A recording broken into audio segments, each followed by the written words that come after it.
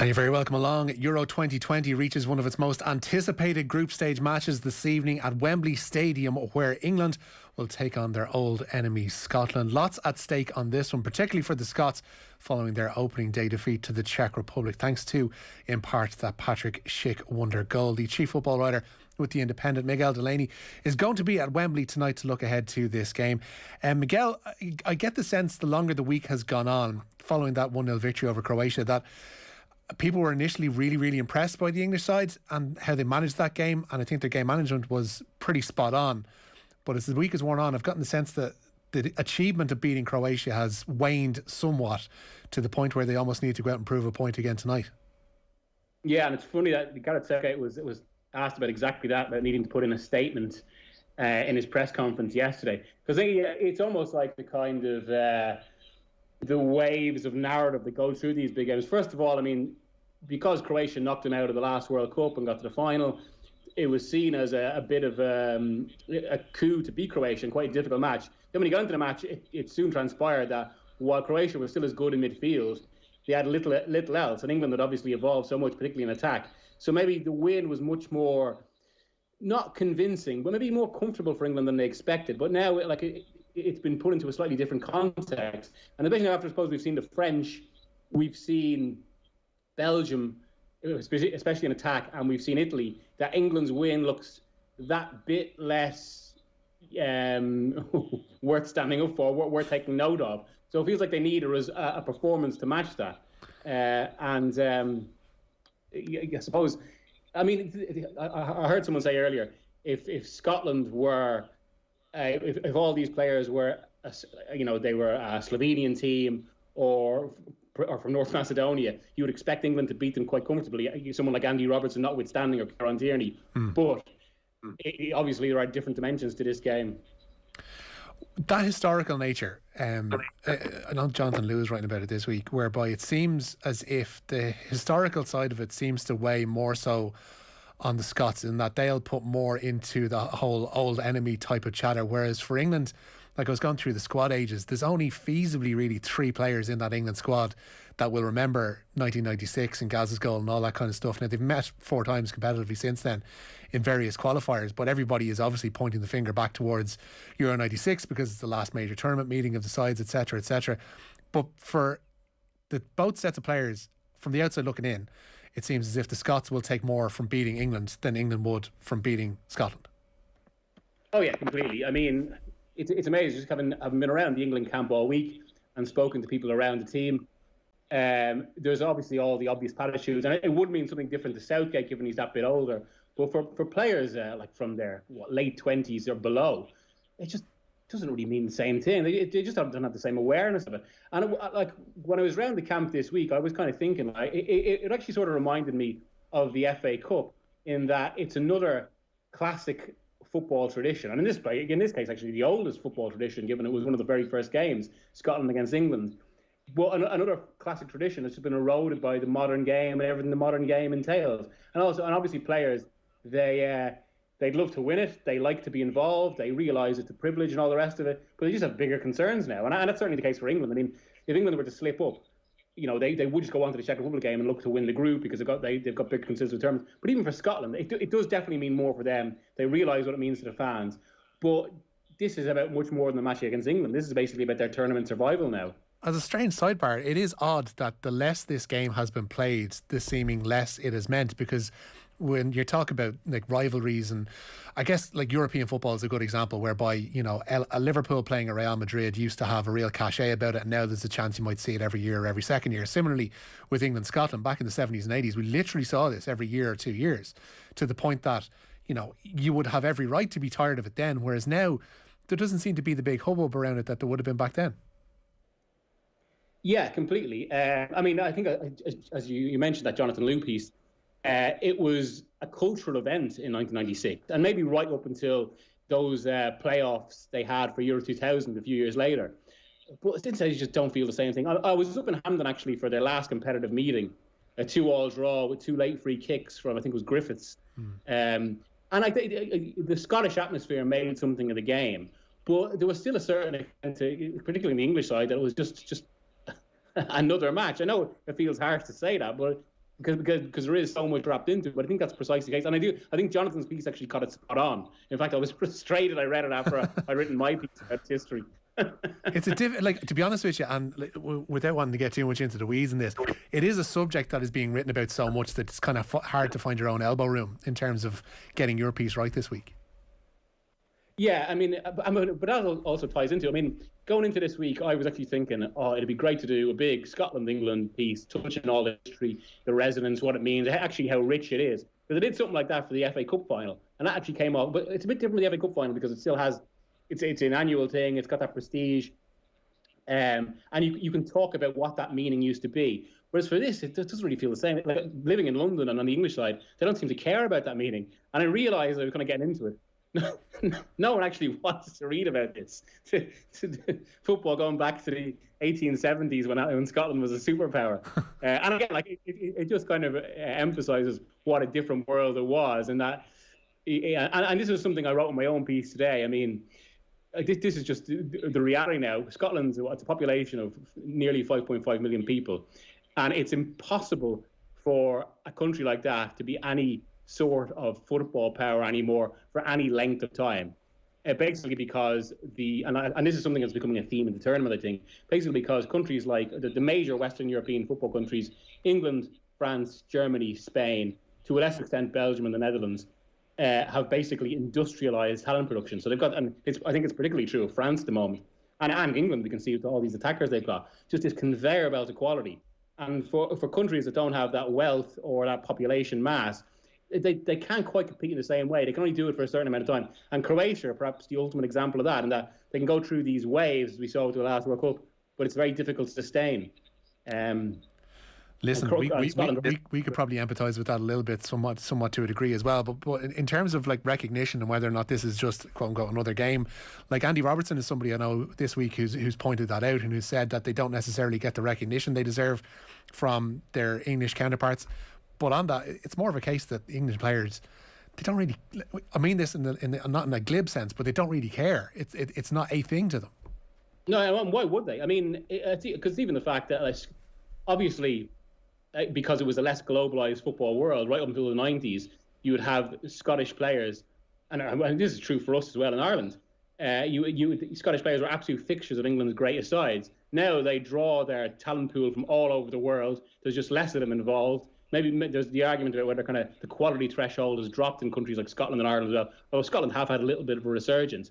But it just means that the players aren't aware in the same way. So like in dressing rooms of the 80s and even into the 90s for that game in 96, Scottish-English relations would have been a live thing in the dressing room. It would have come up, a bit of banter as they put it, all the rest of it. Whereas now it's not relevant. Because even like Andy Robertson said it, you'd see it in a lot of Premier League dressing rooms. And I was kind of thinking to myself, well, how many? He's probably actually in a pretty distinctive case because there's not that many Scottish players or Scottish internationals in Premier League teams as there used to be.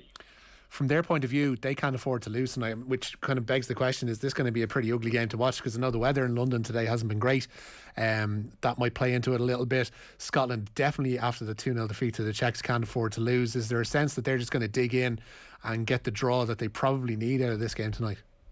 Yeah, you can possibly. I've been in. I was just out before I came on, and you can possibly see how the effect of the weather on me because I got lashed on. It's very heavy. It's been very muggy the last few days in London. Like the weather was brilliant up until Wednesday, 30 degree sun, and then I think that just broke last night and it started to absolutely lash, and it's kind of been torrential ever since. And I mean, maybe that's one thing that will help Scotland. I mean, because the one thing about games like this, when there is a mismatch, ultimately, if everything goes according to plan and as you'd expect, the bigger, better team will win, and that's how England should be seeing it. So, why you think any sort of distortions favour the so-called smaller team is because it just skews that. It skews that playing field. And so, from that perspective, maybe the weather will just going to be something that aids Scotland a little bit, and also, I suppose, it serves them and maybe turning it into a bit more of a derby match or kind of, a bit more of a parochial affair. I mean, that was something that came up in 96. I interviewed Darren Anderton about it last year. He spoke about it. It was something, again, Southgate brought up in his press conference where, it suits England for this to be very much an international match with an international feel.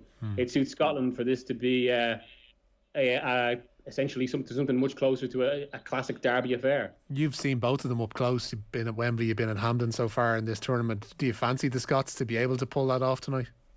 No, I think they'll give it a game go, as a John Giles might say. Game as, but I'd be very surprised if England don't win this by 2 or 3 goals. I think it should be very comfortable.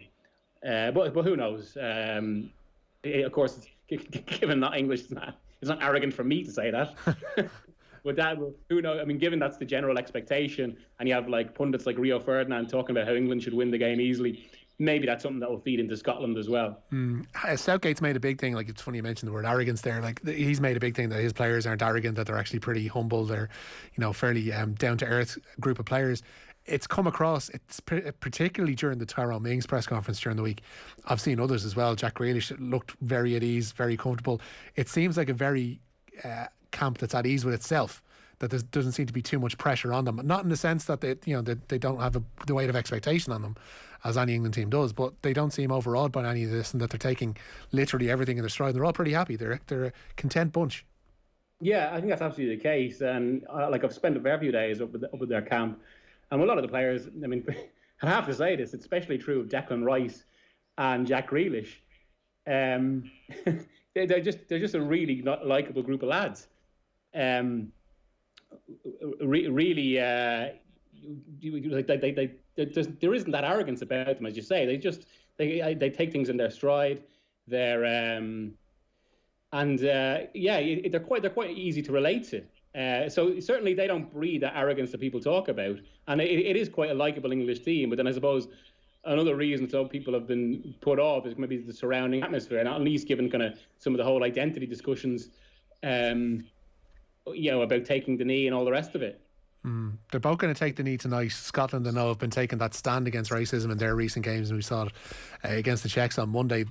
What kind of response? We saw the mixed response again, I guess, last Sunday with boos initially, and then the applause drowning it out. The narrative from Preeti Patel, I don't think has been helpful this week in terms of what we're going to see or hear tonight. What's your expectations?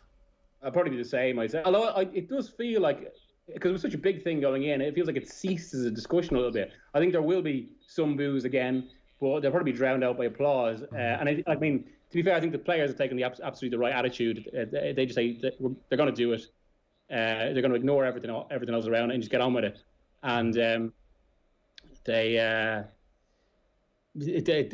might even serve their kind of sense of tunnel vision in that sense. Yeah, it might even be pretty much helpful that both sides are at it tonight. Don't forget Football and Off the Ball with Paddy Paris Save Our Game, donating €10,000 to Irish football for every goal England score at the Euros. For information on responsible gambling, visit gamblingcare.ie. And Miguel, before you go, I want to touch on Spurs. It's a month ago tomorrow since Daniel Levy wrote his open letter to Spurs fans saying that the club had lost something of their DNA with the Mourinho reign, that they're going to get the right man for the job. That right man has fluctuated violently over the course of the last 4 weeks, from initially going back to Mauricio Pochettino, then to Paulo Fonseca, and then once tax reasons apparently reared their head, they turned rather quickly to Gennaro Gattuso and is quickly away. It doesn't look good if you're Harry Kane looking from the England camp thinking, listen lads, this place is a bit of a shambles and probably better off getting away from here. No, completely. I mean, and also from what I've been told, the Gattuso, I mean, they've tried to kind of quietly and quickly dismiss the Gattuso links now. But what I'm told, it was very, very close yesterday. Then they saw the reaction of the fans. It was the no to Gattuso hashtag everywhere on Twitter. And I mean, beyond the kind of the farce that became, there's also the issue that if you stand back and look at it, all of these manager profiles they've gone for, Pochettino, Conte is actually a bit closer to Pochettino, but Pochettino, Mourinho, Fonseca, Ten Hag to a degree, Gattuso, they're all completely different types of managers. So if you're any sort of modern club, how can you jump around from those different profiles? And I think that speaks to the lack of direction of the process as well. And there's a lot of talk about kind of ongoing politics at Spurs in that sense, and kind of, Levy's influence in these decision makings, what exactly he wants, because he does want a big name. But I mean, a well-run modern club, a big name at this point should be subservient to, or not subservient to, but it should be less of a concern than just having a manager profile that fits what you want to be and the type of club you want to be. I think that's something that Spurs don't really know at the moment. They want to be a big club, but they don't know what type of football they want to play or what type of big club they want to be. The manager market isn't that fluid anymore either this summer. I mean, there are a couple of big names still out there, but Antonio Conte doesn't look in any big rush to head back into a job, and already he's obviously distanced himself from that particular gig. And on the politics front, it makes me wonder what role Fabio Paratici already has in this, because he's coming in as sporting director. You would think a sporting director would have a pretty big say over who the next coach is going to be. That was his role essentially at Juventus, and that he's oversaw all footballing operations and was a buffer between Agnelli and whoever was in the dugout at the Allianz Stadium. You're looking at this going, well, what is Paratici actually doing at the moment? Is he in the gig? Is he having a say over who they're talking to? And where in God's name are they going to turn to next? Because the pool is pretty shallow, as we've seen with other clubs so far this summer. Yeah, that's exactly. I mean, someone put it to me today. I suppose the modern manager market in that sense, and the way the game is going, everyone wants a German coach, because that's the kind of the pressing in Germany is the way you play the modern game, all of that. But one of the issues is German clubs are so much better run than English clubs. They don't have as much money, but they're just, I mean, they're better run than like the Spurs. And it's meant they've got ahead of the game in terms of this manager search. So, like, say, with the case of Leipzig, they've lost Nagelsmann to Bayern Munich, but they immediately had a successor lined up in March. Same with Gladbach in losing Rose to Dortmund. Yeah. And so, yeah, English clubs are just behind that way. Because, I mean, there are budding coaches, but then, of course, a separate issue is just how wrapped up in big names these clubs get. Gattuso doesn't strike me as being at that level of a quote-unquote big name, though. I mean, he's recognisable, sure, and he's had a couple of high-profile gigs in Italy, but when I saw his name being linked with Newcastle, I think earlier on in the summer, I thought, yeah, do you know what? That's probably a good, if not a pretty accurate, fit in terms of stability and all else that comes with it. But in terms of being at a Champions League aspiration club in England, it just didn't seem right at all from the off. And he'd only been available for like 12 hours, which makes you wonder, what list are they going off here in terms of their approaches? No, that's exactly it. Yeah, and even at Newcastle, he would have seemed an erratic choice. It really just spoke to how bad this pursuit has got with Spurs. And I mean, there are some parallels with Everton. I mean, obviously, Rafa Benitez is a much better manager than Gattuso. He's one of the most accomplished managers in the game, has a Champions League. Okay, there is a fair argument that the modern game has passed his approach by a little bit, but there's real credibility there. But it should really have been a non-starter for Everton just because of his association with Liverpool and what he said about Everton. And that does matter. That does matter in terms of kind of how managers immerse themselves in the club. I mean, and the latest is that Everton are pulling back from that because they have been spooked by the reaction of their supporters. But it's amazing they ever thought it possible in the first place. And again, as with the very idea that Spurs considered Gattuso, given everything you've said there, it's just remarkable that these executives could come to this thought process. It's nuts because both of these clubs you mentioned there, both Spurs and Everton, in terms of playing squads, they do need Spurs more so, I think, in the immediate sense, need a bit of surgery in terms of their playing staff this summer. Like, it doesn't give them much wiggle room because the market is going to, I think, contract a little bit after the Euros comes to an end. They don't have much time then between the start of the season and the end of the Euros. It doesn't speak to their planning in terms of player acquisition either, that they can't get the right manager in charge. No, I suppose that's true. I mean, the two are connected. It is something that Paratici's going to oversee. But then there are questions about kind of how Levy. I mean, essentially at the club, it's been what Levy dictates before, despite all the planning now. But it's also remarkable, given that 5 or 6 years ago with Poch there, Spurs were considered one of the best run clubs in Europe and quite forward thinking, and they've squandered that position now, and they're in a bit of a mess, and in that very awkward position where they're a club at a certain level, desperate to get to the level just above them where they have certain perceptions, and it's from that so many problems stem. Mm-hmm. We'll look on it with interest, as they say, because I don't think it's going to be a boring story between now and the start of the season. But we'll let you go and dry off before the England-Scotland game at Wembley. Miguel Delaney, Chief Football Writer with The Independent. Thanks so much for joining us today. No bother. Cheers. Thank you. Good luck. Football on Off the Ball. Save our game. Donating at least 100,000 to Irish football via England Goals this summer. Gamble responsibly. Gamblingcare.ie.